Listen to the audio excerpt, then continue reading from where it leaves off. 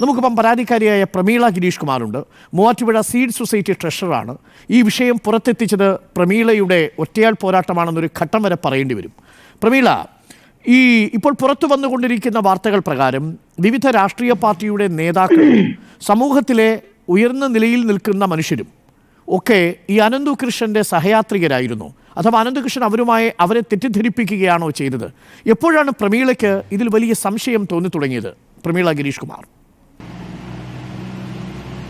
എനിക്ക് സംശയം തോന്നി തുടങ്ങിയത് ഞാൻ ഇതിനു മുൻപ് പല മീഡിയകളിലും പറഞ്ഞിട്ടുണ്ട്. ഒക്ടോബർ മുതലാണ് നമുക്ക് സംശയം തോന്നുന്നത്. കാരണം വണ്ടിയുടെ റീഫണ്ട് കൊടുക്കുന്നതുമായി ബന്ധപ്പെട്ട 400ഓളം റീഫണ്ടുകൾ വന്നു കഴിഞ്ഞപ്പോൾ അത് കൊടുക്കാത്ത സമയം വന്നപ്പോഴാണ് നമ്മൾക്ക് ഇതിനകത്ത് പരാതിയുണ്ട് എന്ന് നമുക്ക് പ്രശ്നമുണ്ട്, തട്ടിപ്പുണ്ട് എന്ന് നമുക്ക് തോന്നി തുടങ്ങിയത്. അതിനു മുൻപ് വരെ നല്ല രീതിയിൽ തന്നെ നടന്നു പോന്നിട്ടുണ്ട്. ആ സമയത്താണ് പോലീസും ഇതിലെ തട്ടിപ്പുണ്ട്, ഇതില് പെട്ടുപോകും എന്ന് ഞങ്ങൾ സൊസൈറ്റി മെമ്പേഴ്സിനോട് പറയുന്ന സമയത്താണ് നമുക്കും തോന്നി തുടങ്ങിയത്. കാരണം ആദ്യം ഒരു കേസ് വന്നു. ആ കേസിന്റെ അന്വേഷണവുമായി ബന്ധപ്പെട്ടാണ് പോലീസ്, ഒക്ടോബർ 1 കേസ് വരുന്നത്.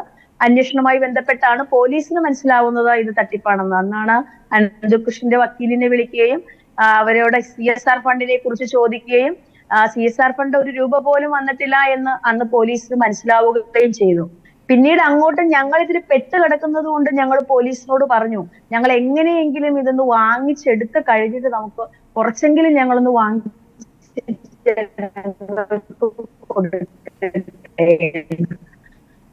അതുകൊണ്ട് പോലീസ് ഒരു കസ്റ്റമറിന്റെ പരാതിയേക്കാൾ വലുത് സീഡ് സൊസൈറ്റിയും ആണ് അനന്തകൃഷ്ണന്റെ സൊസൈറ്റി. സീഡ് സൊസൈറ്റി ആയതുകൊണ്ട് അനന്തകൃഷ്ണനെതിരെ സീഡ് സൊസൈറ്റി ഒരു പരാതി കൊടുക്കണമെന്ന് CI പറഞ്ഞു. പിന്നീട് അങ്ങോട്ട് ഞങ്ങൾ ജനുവരി 16 നമ്മൾ കേസ് കൊടുക്കുന്നതും അത് വീണ്ടും അനന്തകൃഷ്ണനോട് സംസാരിച്ചു കഴിഞ്ഞപ്പോൾ അനന്തകൃഷ്ണൻ നമുക്കത് 3-4 ദിവസത്തിനകം തരാമെന്നും അനന്തകൃഷ്ണന്റെ വക്കീൽ ഇടപെട്ട് തരാമെന്നും ഒക്കെ പറഞ്ഞു. പക്ഷെ എന്നിട്ടും അതിന് ഒരു വിജയമുണ്ടായില്ല എന്നുള്ളതാണ്. കാരണം അനന്തകൃഷ്ണൻ അത് പിന്നെ മൈൻഡ് ചെയ്യാത്തൊരു രീതിയിലേക്കായി. അതുകൊണ്ടാണ് ഞാൻ എന്റെ മൊഴിയിൽ സ്ട്രോങ് ആയി ഉറച്ചു നിന്നുകൊണ്ടൊരു മൊഴി കൊടുത്ത് പോലീസ് കേസെടുത്ത് മുന്നോട്ട് പോകണമെന്ന് CIയോട് ആത്മാർത്ഥമായി പറഞ്ഞു. CI പോലീസ് ശരിക്കും പറഞ്ഞാൽ മൂവാറ്റുപുഴയിലെ പോലീസ് ഞങ്ങൾക്ക് ശരിക്കും സഹായിച്ചിട്ടുണ്ട്. അല്ലെങ്കിൽ ഈ സീഡ് സൊസൈറ്റി തുടങ്ങുന്നത് മുതൽ അതിന്റെ പ്രവർത്തനങ്ങളിൽ വരെ വിവിധ രാഷ്ട്രീയ കക്ഷികളിലെ നേതാക്കളോ MLA മാരോ MP മാരോ അവരുടെയൊക്കെ സഹായം ഈ സീഡ് സൊസൈറ്റിക്കും ഈ അനന്തകൃഷ്ണനും ഒക്കെ കിട്ടിയിട്ടുണ്ടോ പ്രമീള? അത് എനിക്ക് പറയാൻ പറ്റില്ല. കാരണം സീഡ് സൊസൈറ്റി രൂപീകരിക്കുന്നത് രാഷ്ട്രീയ ബേസിലായിരുന്നില്ല ഇത് രൂപീകരിക്കുന്നത്. കാരണം ഞാൻ ഇതിനകത്ത് വന്നത് രാഷ്ട്രീയം കണ്ടുകൊണ്ടല്ല ഇതിനകത്ത് വന്നത്. നമ്മൾ ജനങ്ങൾക്ക് സേവിക്കാൻ വേണ്ടി ഇറങ്ങിയ ആളുകളാണല്ലോ. അപ്പം ജനങ്ങൾക്ക് എന്തെങ്കിലും കിട്ടും. പല സ്ഥലങ്ങളിലും NGOs കൊടുക്കുന്നത് കണ്ടിട്ട് നമ്മളത് കണ്ടിട്ടാണ് നമ്മൾ ഇതിനകത്ത് വന്നത്. പക്ഷെ നമുക്ക് അന്ന് സംശയമൊന്നും തോന്നിയില്ല. കാരണം ഞങ്ങളൊരു സീഡ് സൊസൈറ്റി എറണാകുളം ജില്ലയിലെ ആദ്യം ഇടുക്കിയിലായിരുന്നു. ഇടുക്കിയിൽ നിന്ന് പിന്നെ ഞങ്ങൾ രണ്ടാമത് എനിക്ക് തോന്നുന്നു മൂവാറ്റുപുഴയിലാണ് എറണാകുളം ജില്ലയിൽ ആദ്യമായിട്ട് സീഡ് സൊസൈറ്റി രൂപീകരിക്കുന്നത്. ജൂലൈ 19 23 ജൂലൈ 19 അന്ന് മറ്റ് NGOsന്റെ എല്ലാം പ്രവർത്തനങ്ങൾ കണ്ടുകൊണ്ടാണ് നമ്മൾ ഇതിനകത്ത് വന്നത്. പക്ഷെ രാഷ്ട്രീയക്കാരെ നമ്മൾ ഒരിക്കലും ഇതിനകത്തേക്ക് കൊണ്ടുവന്നു എന്ന് പറഞ്ഞാൽ ഒരു മുൻ പഞ്ചായത്ത് പ്രസിഡന്റ്, ആലപ്പുഴയുടെ ഒരു മുൻ പഞ്ചായത്ത് പ്രസിഡന്റ് ശ്രീമതി ജാൻസി ജോഷിയാണ് എന്നെ ഇതിനകത്ത് കൊണ്ടുവന്ന് ഈ തട്ടിപ്പിലേക്ക് കൊണ്ടുവന്നതുള്ള കാര്യം പറയാലോ. അപ്പൊ അങ്ങനെയാണ് നമ്മൾ ഇതിൽപ്പെട്ടത്. പക്ഷെ അത് രാഷ്ട്രീയക്കാരി എന്ന നിലയിലല്ല കേട്ടോ അവര് നമ്മളെ ഇതിനകത്ത് കൊണ്ടുവന്നത്. ഞാൻ ചോദിച്ചത് ഈ സീഡ് സൊസൈറ്റിയുടെ പ്രവർത്തനങ്ങൾക്ക് അവിടുത്തെ ജനപ്രതിനിധികളുടെ പിന്തുണ ഉണ്ടായിരുന്നോ എന്നാണ് ഞാൻ ചോദിച്ചത്. ജനപ്രതിനിധി എന്ന് ഉദ്ദേശിക്കുന്നത് MLA MPA ആണ് ഉദ്ദേശിക്കുന്നതെങ്കിൽ എനിക്കൊരിക്കലും അവരുടെ ഒരു പിന്തുണയും ഞങ്ങൾക്ക് കിട്ടിയിട്ടില്ല, ഞങ്ങളുടെ സീഡ് സൊസൈറ്റിക്ക് കിട്ടിയിട്ടില്ല. പിന്നെ ഒരു കാര്യം എന്താണെന്ന് പറഞ്ഞാൽ നമ്മൾ ആദ്യമായി ലാപ്ടോപ്പ് വിതരണം ചെയ്ത സമയത്ത് നമ്മൾ MLA ആണ് വിളിച്ച് വിതരണം ചെയ്യാനായിട്ട് MLA ആണ് വിളിച്ചത്. അപ്പൊ നമ്മൾ സ്വാഭാവികമായിട്ടും ഒരു രാഷ്ട്രീയ പാർട്ടി, ഏത് രാഷ്ട്രീയ പാർട്ടിയുടെ അതായാലും ജനങ്ങൾ കൂടുന്ന ഒരു പ്രസ്ഥാനത്തിന് വേണ്ടി നമ്മൾ MLA വിളിക്കുമല്ലോ. അപ്പൊ അങ്ങനെ വിളിച്ചോട്ട് ഉള്ളതല്ലാതെ അങ്ങനെ ഒരു സഹായം ഞങ്ങൾക്ക് ചെയ്തു എന്ന് എനിക്ക് അറിയില്ല. അതെനിക്ക് എന്റെ ഇതിൽ എനിക്ക് അറിയില്ല സർ. അതാണ് എനിക്ക് അതിന് പറയുന്നത്. നിങ്ങളുടെ സീഡ് സൊസൈറ്റി വഴി എത്ര രൂപ പിരിച്ചു നൽകിയിട്ടുണ്ടാവും പ്രമീള?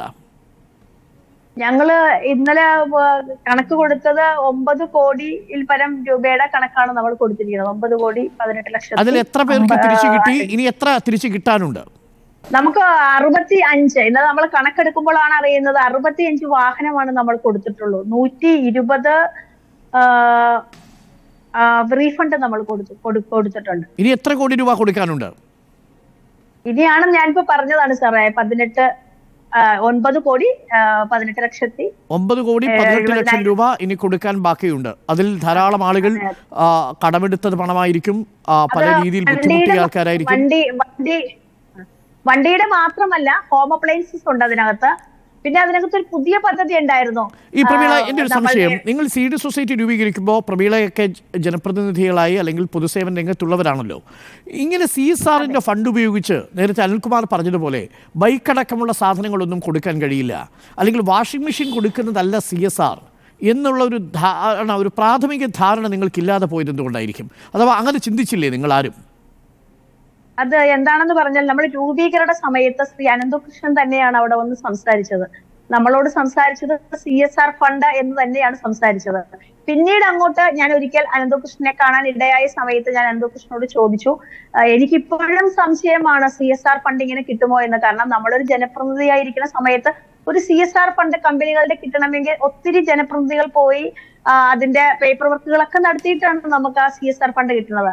അപ്പോൾ അനന്തകൃഷ്ണൻ എന്നോട് പറഞ്ഞത്, ചേച്ചി CSR ഫണ്ട് എന്ന് ചേച്ചി ഞങ്ങൾ ഉദ്ദേശിക്കുന്നത് ഒരു പ്രോഡക്റ്റ്, ഇപ്പൊ ലാപ്ടോപ്പ് ആയാലും എന്ത് തന്നെയായാലും ഒരു പ്രോഡക്റ്റ് കമ്പനിയുടെ ഇറക്കുമ്പോൾ വെഹിക്കിൾ ചാർജ്, അതുപോലെ ഷോപ്പിന്റെ ചാർജ്, ഇലക്ട്രിസിറ്റി, പിന്നെ അതുപോലെ പല ഒരു സെയിൽസ്മാൻ, അങ്ങനെ കുറെ കാര്യങ്ങൾ നീക്കം ചെയ്ത് കഴിയുമ്പോൾ അതൊരു ചെറിയ ഡിസ്കൗണ്ടിൽ നമുക്ക് കിട്ടുന്നു എന്നാണ് പറയുന്നത്. അല്ലാതെ അത് പിന്നീട് ഇങ്ങനെ ചോദിച്ചു കഴിഞ്ഞപ്പോൾ, ഞാൻ എന്റെ സംശയങ്ങൾ പിന്നീട് അനന്തകൃഷ്ണനോട് സംസാരിച്ചു കഴിഞ്ഞപ്പോഴാണ് അദ്ദേഹം പറയുന്നത്. പക്ഷെ ആദ്യം ഇത് രൂപീകരിക്കുന്ന സമയത്ത് സാർ പറയാം, CSR ഫണ്ട് ഉണ്ട് എന്ന് തന്നെ പറഞ്ഞുകൊണ്ടാണ് ഞങ്ങളോട് രൂപീകരിച്ചത്. പിന്നീട് എന്റെ സംശയം ചോദിച്ചു കഴിഞ്ഞപ്പോഴാണ് അദ്ദേഹം ഇങ്ങനെ പറഞ്ഞത്. ഇനി ഈ പണം തിരിച്ചു കൊടുക്കാൻ കഴിയുമെന്ന് പ്രമീള കരുതുന്നുണ്ടോ? പണം തിരിച്ചു കൊടുക്കാൻ കഴിയുമോ എന്ന് ചോദിച്ചാൽ, ഞങ്ങൾ പണം കിട്ടാതെ വന്നപ്പോഴാണ് ഞങ്ങൾ പോലീസിന്റെ അടുപ്പിച്ചത്. എന്തായാലും ഞങ്ങളുടെ മൂവാറ്റുപുഴയിലെ പാവപ്പെട്ട ജനങ്ങളുടെ പൈസ എങ്ങനെയെങ്കിലും തിരിച്ചു കൊടുക്കണം. കാരണം ആദ്യം ഈ കേരളത്തിൽ പരാതി കൊടുക്കാൻ തയ്യാറായത് ഞങ്ങളാണ്. കാരണം ഈ സ്ത്രീകളുടെ, ഈ ആളുകളുടെ കരച്ചിൽ കേൾക്കണം സാർ. മൂവാറ്റുപുഴയിലുള്ള എല്ലാ ആളുകളും പാവപ്പെട്ട ആളുകളാണ് ഇതിനകത്ത് വളർന്നു വരുന്ന. അത് തീർച്ചയായും നിങ്ങളെ അഭിനന്ദിക്കുന്നു പ്രമീള. പക്ഷേ അതേസമയം തന്നെ എൻ്റെ ചോദ്യം, നിങ്ങൾ സീഡ് സൊസൈറ്റിയിലെ ഇതേപോലെയുള്ള കോർഡിനേറ്റർമാർക്കും ട്രഷറർമാർക്കും മാസം എന്തെങ്കിലും ഓണറേറിയം കിട്ടിയിരുന്നോ? ഓണറേറിയം എന്ന് പറയുന്നത് സാർ, മൂവാറ്റുപുഴയിലായ, എനിക്ക് അങ്ങനെയാണ് തോന്നുന്നത്, എല്ലാ സ്ഥലത്തും അങ്ങനെ തന്നെയായിരിക്കാം. നമ്മൾ ഒരു 320 രൂപ നമ്മൾ മെമ്പർഷിപ്പായി പിടിക്കുമ്പോൾ ആ 320 രൂപയിൽ 100 രൂപ കോർഡിനേറ്റർക്ക്, 100 രൂപ നമ്മളുടെ താഴെ തട്ടിലുള്ള പ്രൊമോട്ടർക്ക്, ബാക്കി 120 രൂപ നമ്മുടെ അനന്തകൃഷ്ണന്റെ സിയാർസ് എന്ന് പറയുന്ന സംഘടനയും നമ്മുടെ സീഡ് സൊസൈറ്റിയുടെ ഓഫീസിന്റെ റണ്ണിങ്ങിനും വേണ്ടിയാണ് ഈ 120 രൂപ ഉപയോഗിക്കുന്നത്.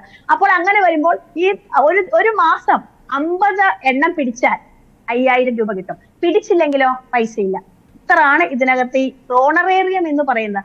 അത് നിങ്ങൾക്ക് നോക്കാം, കാണുമ്പോൾ നോക്കാം. അതായത് പ്രമീളയ്ക്ക് ഒരു പക്ഷേ പരമാവധി കിട്ടിയിട്ടുണ്ടാവുക ഇതേപോലെ ഒരു 4-5 മാസത്തെ ഒരു 10,000, 15,000, 20,000 രൂപയായിരിക്കും മൊത്തം ഓണറേറിയം എന്ന നിലയിൽ കിട്ടിയിട്ടുണ്ടാവുക അല്ലേ?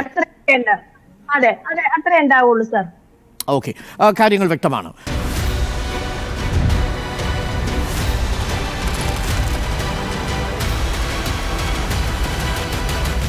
Debate with Dr. Arun Kumar.